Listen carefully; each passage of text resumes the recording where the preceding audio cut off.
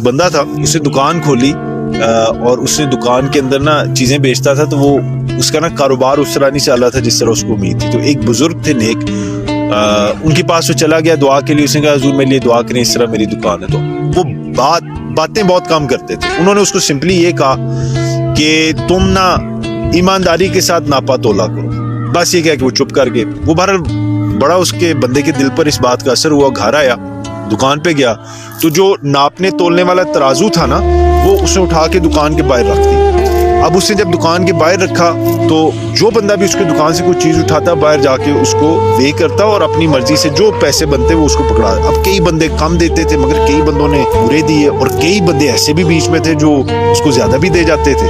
تو بہرحال کرتے کرتے نا اس کا بزنس بہت آگے چلا گیا, بڑا کامیاب ہو, اتنا کامیاب ہوا کہ اب ویسے تو آپ نے دیکھے نا ترازو کے اوپر ایک طرف پتھر رکھے جاتے ہیں, اس نے وہ سونے کے پتھر بنائے. اتنا اس کا کاروبار کامیاب ہو گیا, وہ سونے کے پتھر اس نے باہر, پتھر جو تھے باہر رکھوا دیے, ویئنگ سٹونز, کہ لوگ آئیں اور اس سے اپنا وہ کریں.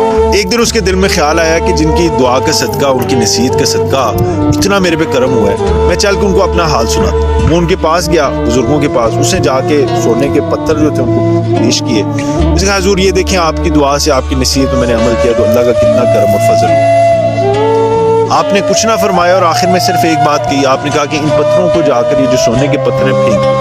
بس کہہ کے چپ کر کے وہ بندہ پریشان ہو گیا. اس نے کہا کہ یہ پتہ نہیں مجھے کیوں کہہ رہے ہیں. بہرحال وہ اٹھا, اس نے اسی طرح جا کے دریا میں پتھر پھینک دیے اور دکان پہ چلا گیا. کچھ دن گزرے, دریا کے کنارے پر پتھر جو تھے وہ سونے کے وہ پڑے ہوئے تھے.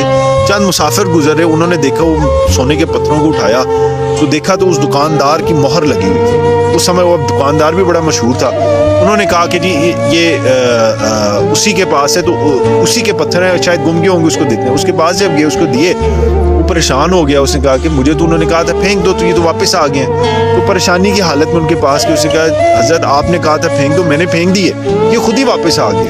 تو آپ مسکرائے, وہ جو بزرگ تھے, اور مسکرا کے انہوں نے کہا یہی تو تمہیں سمجھانا چاہتا ہوں کہ جو حق حلال کی روزی ہے اس کو پھینک بھی دو گے تو کہیں نہیں جائے گی, وہ واپس آئے گی. اتنا بڑا یہ سبق ہے. تو آپ ایمانداری کے ساتھ اللہ پر بھروسہ کر کے, اللہ کو راضی کرنے کے لیے with all honesty, جو بھی آپ کا کاروبار ہے حلال, حق حلال کا, اس کو آپ کریں اور انشاءاللہ تعالی وقتی طور پر سیٹ بیک آ بھی جائے, مگر آپ آگے بڑھیں انشاءاللہ تعالی کامیابی آپ کی ہوگی میرے اللہ کے فضل و کرم سے.